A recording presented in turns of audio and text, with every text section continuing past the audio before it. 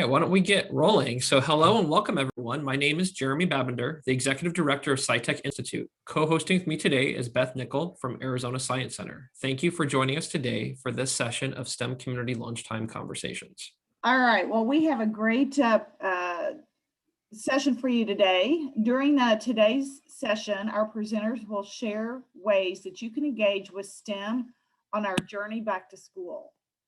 So our presenters for today are Beth Maloney, the Arts Education Director with Act One, Hannah Schreier, Field Trip Manager with Act One, Jolene Bradley, Program Resources Manager with Maricopa County Library District, Jennifer Gallagher, Citizen Science, Maricopa Library, Nikhil Johnson, CSO of the Year, Chief Science Officer Program, Brian Hoffner, Resource Director of Maricopa County STEM Pro Live, and Ashbil Roy, Commercial Operator and Commercial Operations and Strategy with Gekko Bioworks. Thank you all for joining us today to speak with our group.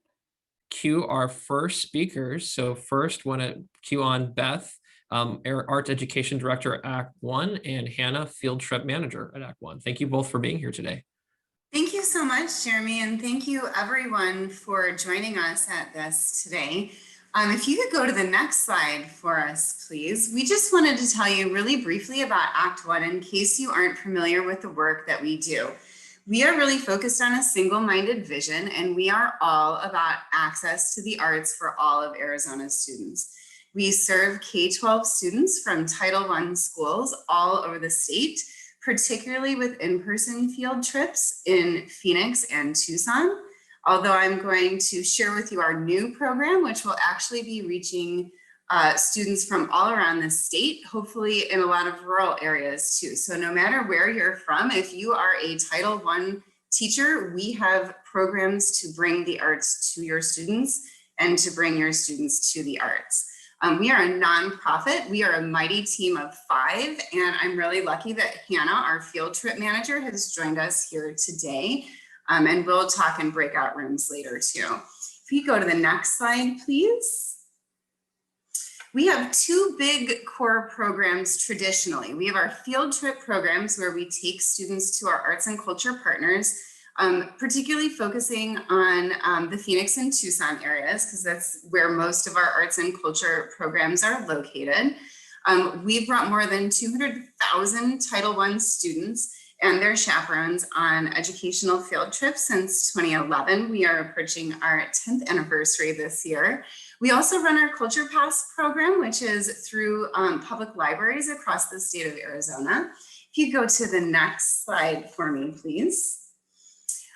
Traditionally in our field trips program, schools are only on the hook for $1, and that is just to hold that person's spot. We provide the difference in the tickets prices, and we provide the transportation, or we reimburse for district transportation as well. So that's really what we're focused on. If you could hit the next slide, I'm really excited to share. This is our next big reinvention kind of Act One. In addition to our in-person field trips, we are actually starting to bring field trips to students. We know that geography is a barrier to arts for a lot of our students that live in more rural locations. So we have created this amazing, what we're calling the next generation of field trips. We will have 50 headsets in Phoenix and 50 in Tucson, and we will have the ability to take this out to schools. We're not relying on schools' internet. These cases, what we call our bus cases, actually have their own Wi-Fi and hotspot capabilities. We can accommodate 50 students at a time. And as access is really a big part of Act One's mission, this is all about accessibility as well. So for students who don't speak English, we'll have Spanish subtitles. If you can't wear a headset, we will have tablets. It's really built to accommodate all learning styles. And if you could go to the next slide, I'll tell you what our first story is. So what we're calling season 1 is freedom and expression. And it's really a history of public art. Chapter 1 starts with an animated history, by the way, of public art, particularly focusing on the Mexican mural movement that started in the 1920s. Then we go to meet a modern day muralist working in Chicago, who's actually Phoenix born and raised. And he shares a great story with us about his journey from a student in Phoenix to being a working muralist in Chicago. And then in the final chapter, we hear from a groundbreaking all-female mariachi group called Las Azaleas. And they give us an amazing performance in Tucson at the Fox Theater, the beautiful historic Fox Theater. So it's an hour-long experience that we will bring to Title I students all around the state. And Hannah will be able to share in the link, in the chat, a link that you can sign up for any and all of our field trips, our VR field trips, and anything you might be interested in. And by the way, this is just year 1 of this field trip experience. Year 1 is called Freedom and Expression, and we're actually thinking about what story we want to tell for season 2. So if you go to the next slide, perhaps in our breakout room, I will take you to our website and show you around how easy it is to sign up for our opportunities that we offer here. But here's our contact info.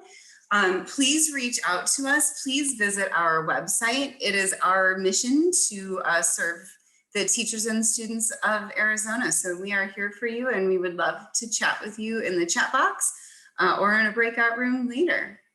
So that's it from us. Jeremy, thank you so much. Perfect. Well, thank you. Yeah, you're right on the dot at 5 minutes too. That's super impressive. And just, I think it's awesome just how you're utilizing the technology for the season, really how that's changed. I think that may be an interesting discussion item as we go forward. But next, I want to next bring on the Maricopa County Library System. So we got Jolene Bradley, the Programming Resources Manager, and Jennifer Gallagher with Citizen Science. So thank you both for being here today, and take it away. Great. Well, thanks for having us. And I just have to say, Act One is phenomenal.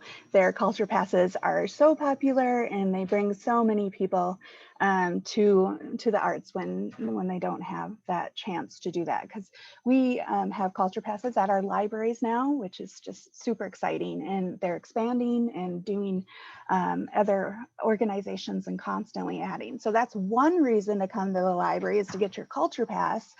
But beyond that, we also have citizen science for STEM, but even backing up further, on my son's school list of things that he needs to have for supplies was a library card, of course. Yay, I know, I was excited, absolutely, that they're like, get your public library card, because of course it's free. Come in with your information and your address, and we're able to hook you up with a card and then unlimited books. So definitely have that in mind. But on top of that, we've decided to focus very much so with our citizen science kits. So I'm going to show you 5 different kits that you can come to the library and check out. You can reserve them ahead of time if you want to make sure that they're here when you come. So I'll have you hit the next slide for me, please. And right now we've got exploring biodiversity, which is a pretty fun thing. You can take your phone and then add these different lenses to it. So you can then zoom in or see far away and take some pictures of different things. And then we show people how to get on iNaturalist. So this is really a collaboration that we many different organizations, but SciStarter and ASU got this started with a few of our libraries throughout Maricopa County in general. And our library district with 18 libraries have all 5 of these kits available at each library. So we can get them out. Measuring light at night is really about light pollution, which is a very big thing in Arizona, particularly because we love our stars and we've got a great background in astronomy, and we want to keep that as a strong thing. So with zombie hunting, it's just a really fun thing to say, number one. And fortunately, we don't have the zombies yet in our area, but this is a way that we can kind of track and see if the zombies are coming. So we want to know what's happening there. So with this kit, they can trap in the bees and see if they have been diseased by that parasite yet. So next slide, I'll talk about the other two kits that we have. And then stream mapping, which fortunately we actually have a monsoon season this year. So stream mapping is worth looking at. And this is then helpful for scientists as they see what streams are out and about with that. And measuring, oh, whoops, I've got the wrong title on there. This is air pollution, which is really cool because I see that our air quality control friends are on with the call too, and they do amazing work with that. But you can literally put this on your belt and bike around, and it will kind of monitor or collect information about the air quality particles and then upload that to a site that can then be shared with other scientists. So next slide, I'm just going to zoom through some of this. So you'll see our citizen science what kiosk in our libraries, and you can just grab a piece and bring it up to the front desk, and you can check out the kit and tell your friends about it as well. So next slide 2, I also want to make sure to say that citizen science goes beyond our kits. We've done a lot of different programming with SciStarter and bringing people in to do in-person programming before, but I'll go to the next slide again because I'm zooming through here. We've also had some collaborations. The City of Phoenix and the Desert Botanical Gardens has some wonderful citizen science opportunities too. I know the slides kind of go a little bit slower, but if we could go to the next one. I knew I added too much. But of course, COVID, we've done the sourdough, which has science behind it. So Jennifer could talk more about that. But with those, we've been able to do virtual programming to continue. And then I think I've got one more slide. But the Desert Defenders and the Metro Phoenix EcoFlora project and things like that, we totally are always looking, well, soon in-person programming to have you guys come to the library to talk about what you do and bring new people to your organizations and of course give that education. So we're always super excited to collaborate. So hopefully we can do that in person this fall and have you guys join us. If not, then we can try to do more virtual work as well. So thank you very much for giving us this time, but definitely appreciate having the public in and sharing this information in a hands-on way of learning. So, but the books, number one, you guys come in and get your favorite subjects. So. Well, thank you again for being here. And you know, consistently, it's just, you know, there's so many resources around STEM that are at libraries across the board. And I think that's something that, you know, continually is becoming more noticed. I think when we started our, you know, the festival, we started to count just the number of events and promote, and there was just this huge curve where it increased in terms of library events. And now, like, if you counted the number of STEM events, there's more at libraries than any other type of institution statewide. And so, and it's clear when you start talking about it, all the touch points. And so I appreciate you being here and able to talk about this. Yeah, for sure. Okay, so now it's just check, Amanda, it's a separate conversation about the citizen science, correct? Okay, or it's Nikhil. Okay, so yeah, so next we have Nikhil Johnson. So he is the CSO of the year. I had a chance, actually, I saw Nikhil yesterday with the Chief Science Officers Institute. So we're now, they've now done an institute yesterday. First time we did it hybrid. And so there is a lot of awesome opportunities to really train our next cohort coming in for Chief Science Officers, at least the first group. And so Nikhil, thank you for being here to say a few words. All right, thank you. So, hey all, my name is CSO Nikhil, and I'm a 4th-year Chief Science Officer from North High School. As a CSO, I have to show my peers that STEM isn't everything, and get students who think that STEM is nerdy to show that everything they have a passion for stems from STEM. The awesome thing is the CSO International Program helps to support just that by engaging a global network of 6th to 12th graders to be STEM ambassadors. But what really is a CSO or a STEM ambassador? It kind of sounds like a bunch of gibberish to make me look cool. Why do we need these kids running around making decisions when the average 20 to 50-year-old can do the same? Let's backtrack before we answer that. The concept of student voice is so important to Kindle because it's a new perspective that you can never really reach if you're an adult. But even if it's crazy important, students often don't have a voice in our present day, since it can be a lot of work to actually reach out to children. It often goes unnoticed, and that's why so many decisions for children are done by, no offense, old people. So now the new question comes up. How do you let kids voice their opinions on something they're passionate about? Is there a way to get kids to do work and get involved in their community, but make it so that companies don't have to babysit and can simply drop some resources down? The question brings us to the incredible and genius mind of Dr. Jeremy Babinger. His way to form a compromise between a supportive and resourceful company and a self-sufficient and expressive student was the Chief Science Officer program. By merging two worlds of students and adults, it's pushed students to finding their place and voice with everyone, but also pushed adults to listen to our ideas.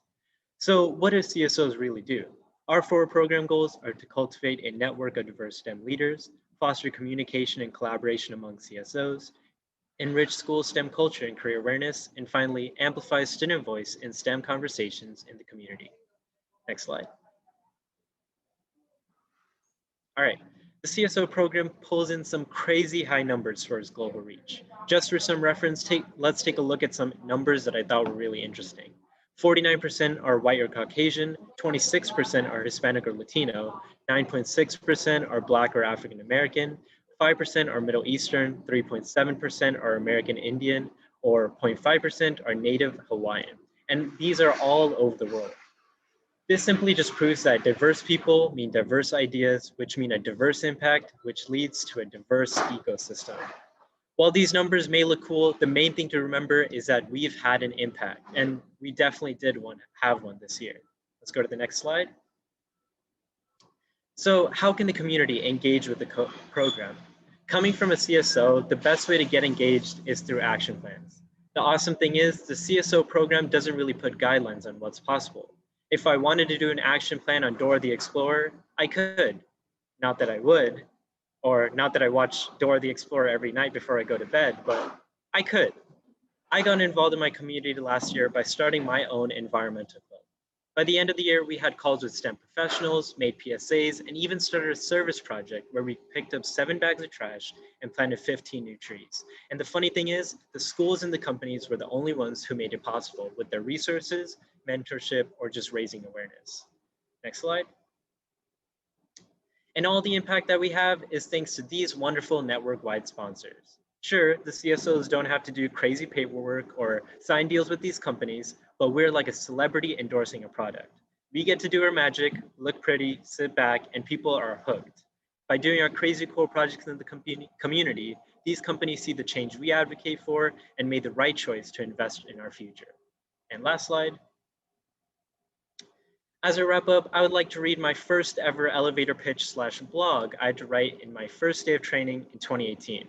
Hello, my name is Nikhil Johnson, the CSO representative at Vista Del Sur Accelerated Academy. I want to spread my passion for STEM nationally and internationally. I don't know how I'll do it or when, but I guess I'll find out soon. Who knew that that kid would be able to speak to a group of sharp and brilliant STEM leaders like y'all? I definitely didn't. My parents didn't. Nobody did. I was so introverted, I was scared to order my own food at McDonald's. Now I'm being given opportunities to moderate STEM panels and make tangible additions and changes to my school's STEM initiative. From that first moment of writing my elevator pitch to today, I thank you, yes you, for being a STEM leader that believes in its future. Thank you for your contribution. That's awesome. That was, yeah, I remember, Nikhil in the first year and just kind of seeing that transformation. I think some of it is the program saying, hey, just go and do it. Meet with these adults, start talking with people and sharing your ideas. And I think that possibility has really come to fruition. So thanks for helping to communicate that, just really immerse us in that possibility, Nikhil.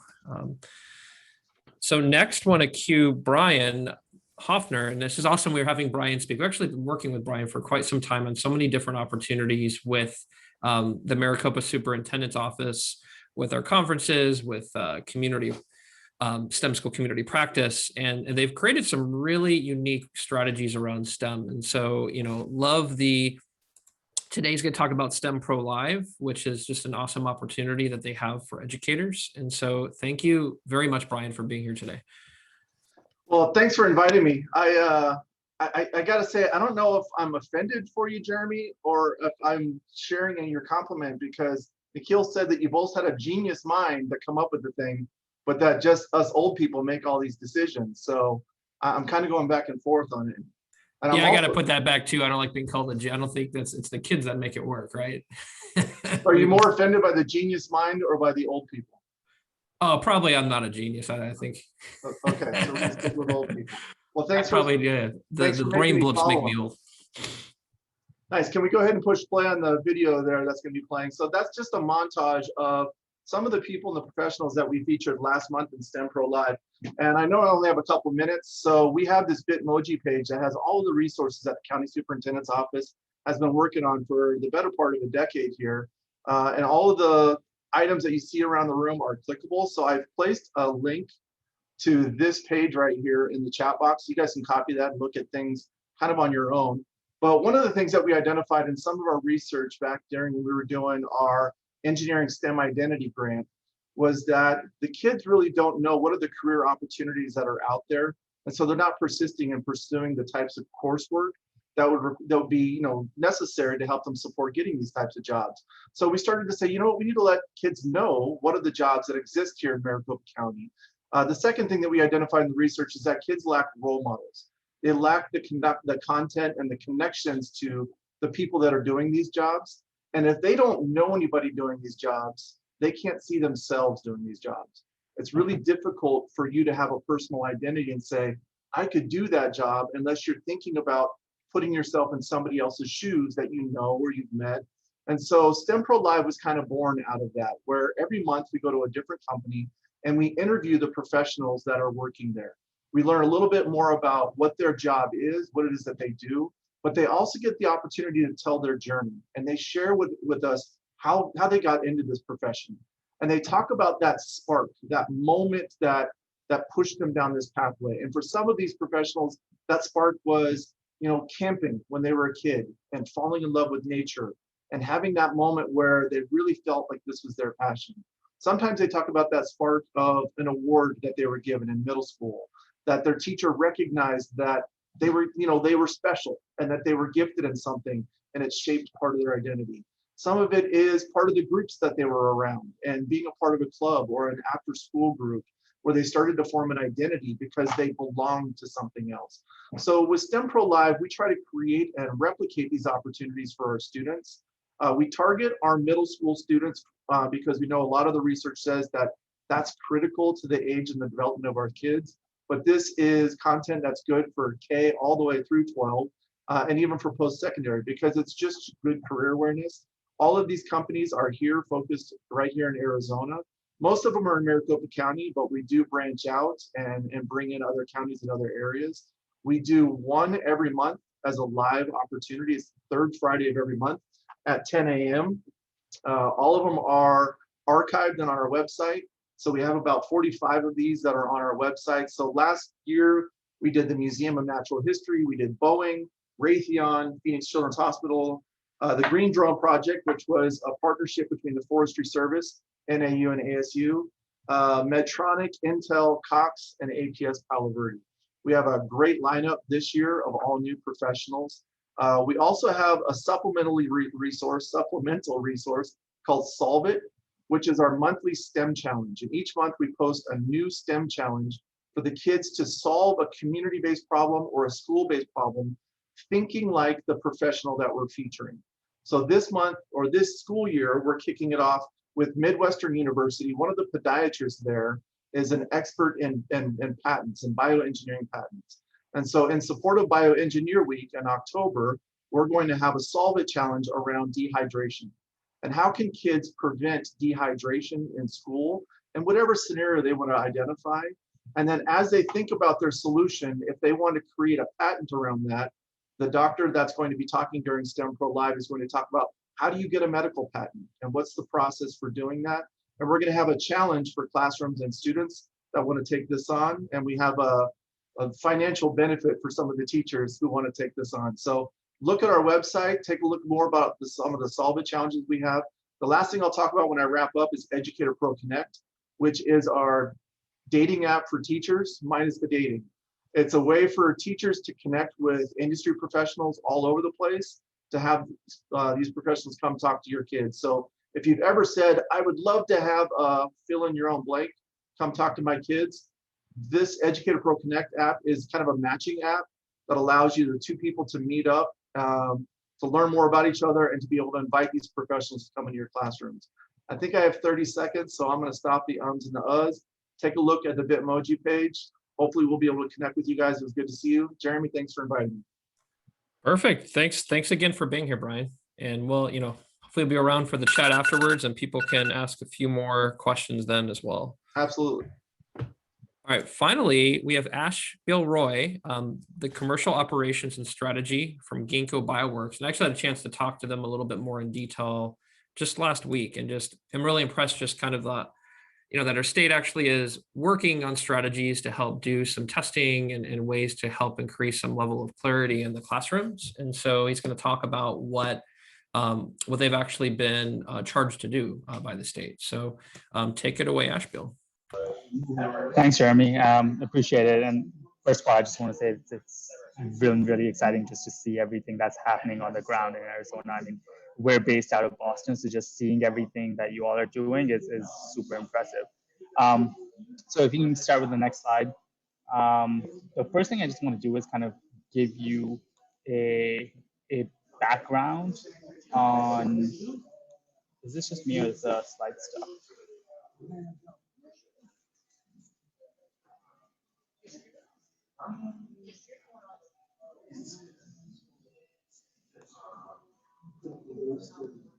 Yep, there we go. Yes, I just want to give you all a background on Gekko Bioworks. So I know it's a mouthful, but essentially we are a company that engineers cells, right? That's our bread and butter. We work across a lot of different industries trying to figure out, hey, how do we use yeast, bacteria to figure out, to modify things, work with a lot of agriculture. So really a whole range of different products. But really last year, when the pandemic really hit in the US, what happened was we launched what we're calling Concentric by Gekko, which is our COVID-19 response effort. And Jeremy alluded to this, but really we've been focusing for the past almost year now on figuring out how best do we get kids back to schools. And to do that, we've been working on K through 12 testing. So how do you do testing for kids at a mass scale? So next slide. Really, we found the best way to do this, and we're doing this in partnership with Sonora Quest Labs down in Arizona, is to have what we're calling a pool party, which essentially involves, next slide, doing pool testing for an entire classroom, an entire school. So really the basis is you consider a classroom one test, right? So every student in a class would swab, drop the swabs into a tube, you get the results back, and you're able to tell as a school, well, for each of these classrooms, do we have COVID in the classroom? So obviously we've been doing this across the country, and like Jeremy was saying, Arizona Department of Health Services has partnered with us to really bring this to every school in Arizona.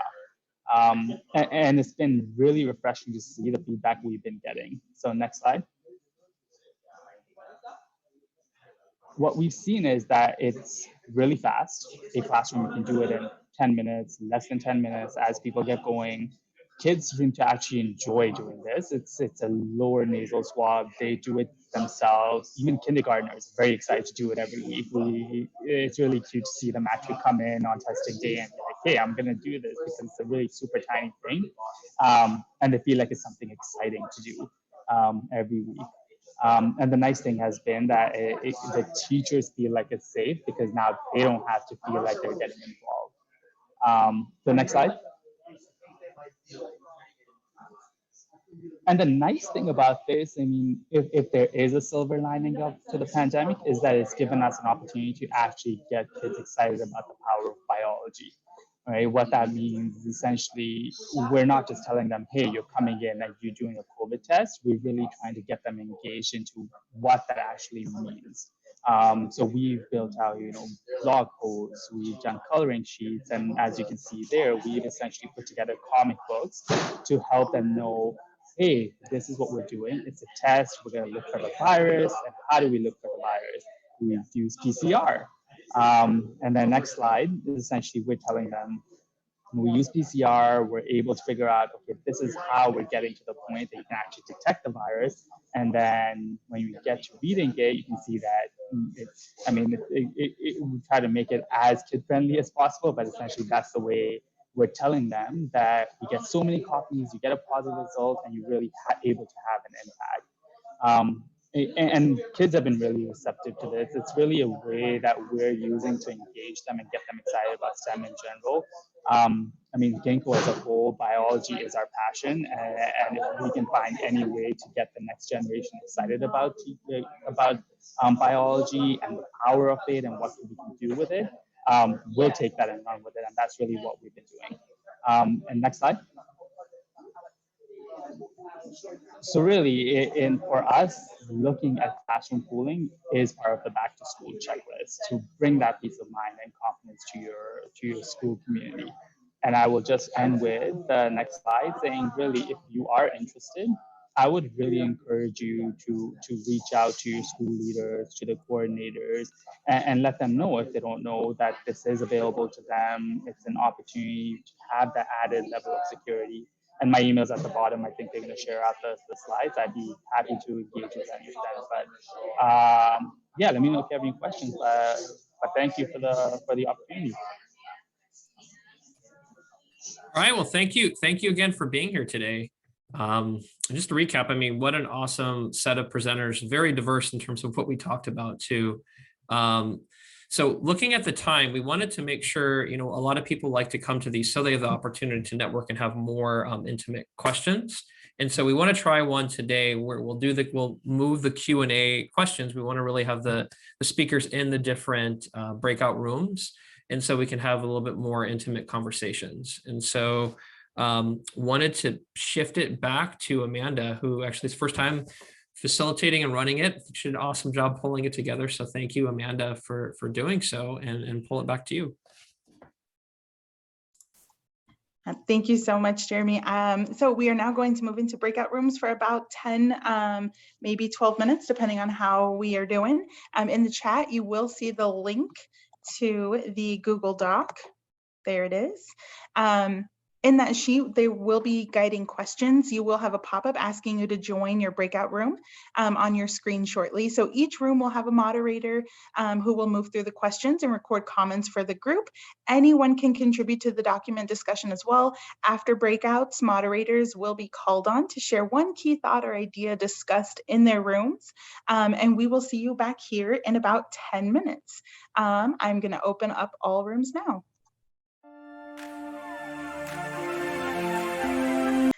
Welcome back. I'm gonna wait for everyone to be back with us, and then we'll go ahead and chat. We would now like to ask a few of our moderators, we'll go room by room, just to share one major takeaway from your room that you had. So we'll start with Fritz from room 1. Hi, good afternoon, everyone. So in our conversation, one of the two really key things came out.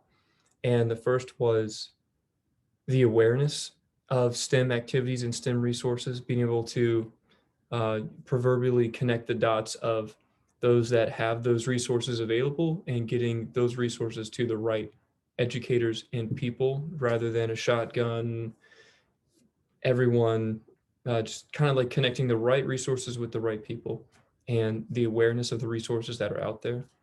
And also being able to reach out to the underserved communities and thinking about how would a single parent, if you will, what are the stressors on their mind? They might not be front and center thinking about how to get their kid to a STEM event on the weekend. And so how could the ecosystem be there for those types of situations as well? Awesome. Thank you for thank you, Fritz, for sharing. I know a lot of different things have started to become mobile, like little libraries, mobile libraries. So that's really awesome that you say that. Casey, I think you were in breakout room too. Yeah. So we talked a little bit about a few different resources. We talked about sort of the importance of bringing STEM to places where families already are, and also the importance of breaking down sort of social barriers and social stigmas in STEM really early. So at a really much younger age, sort of getting whole classrooms involved in STEM and breaking the stereotype that it's like nerdy or breaking the negative stereotype of it being nerdy. Like Mari said, like we all know the big nerd is awesome, but sometimes other people will be mean about it. So definitely, I think that was one of the biggest things to come out of the conversation was just how do we help break down those stigmas? Awesome. Thank you, Casey. All right, Claire, I think you were in breakout room 3. Claire. Yeah, so we ended up getting a little off topic at the end there, but we had a great discussion about STEAM and how much value the arts add to science and technology, and how you can have the most interesting and exciting innovations in the world, but if you can't communicate them effectively and compellingly, then you're totally missing out. So we're talking about how important it is that arts and science are connected, and that we communicate that to students, that they don't see them as just two completely separate things, but they're really all in one. Awesome. Thank you so much, Claire. And Michelle, I know you were in breakout room 4. Michelle, go ahead and share. Hello. We shared a lot of resources, and we talked about how to get people involved in the resources that are out there. And Jim from the Amateur Astronomy Club suggested that taking your activity to them is a great way. Some people have a difficult time getting out and getting to someplace, and engaging them hands-on is critical for really building the interest and awareness of what they can do and what's available. And so taking your activities and resources to someone, especially underserved, underprivileged groups, is a great way to get them involved. But we did have a lot of resources shared, and I have I put a link into Scouts in Southern Arizona. They have a program called STEM Scouts that they're being offered as after school programs, and the kids don't necessarily have to be a scout to participate. So that's a great idea, or a great that was shared by Renee Griffith of Bear Essential News, who helps propagate resources and where you can find them. But it's a great way to get kids after school involved in not just scouting or STEM, but kind of combining and seeing how the two are really interacting. So, but lots of resources and lots of ideas for how to engage people. Awesome. Thank you so much, Michelle. And I love that you mentioned bringing your program to your audience. I think that's one thing we will take away from our year in pandemic of being virtual and being together without being together, and that's okay. But sharing those resources in that way. So that's awesome that you mentioned that. So everyone, we would want to thank you again for attending our STEM Community Lunchtime Conversation session, all about going back to school. Your participation and input are what makes the STEM community stronger, and we will be following up in the next few days with an email summary of the discussion from your breakout rooms, copies of the presentations, a link to our recorded video, and a registration link for our upcoming conversation. So in our next conversation is all about aviation. So that will be on Thursday, August 5th at noon.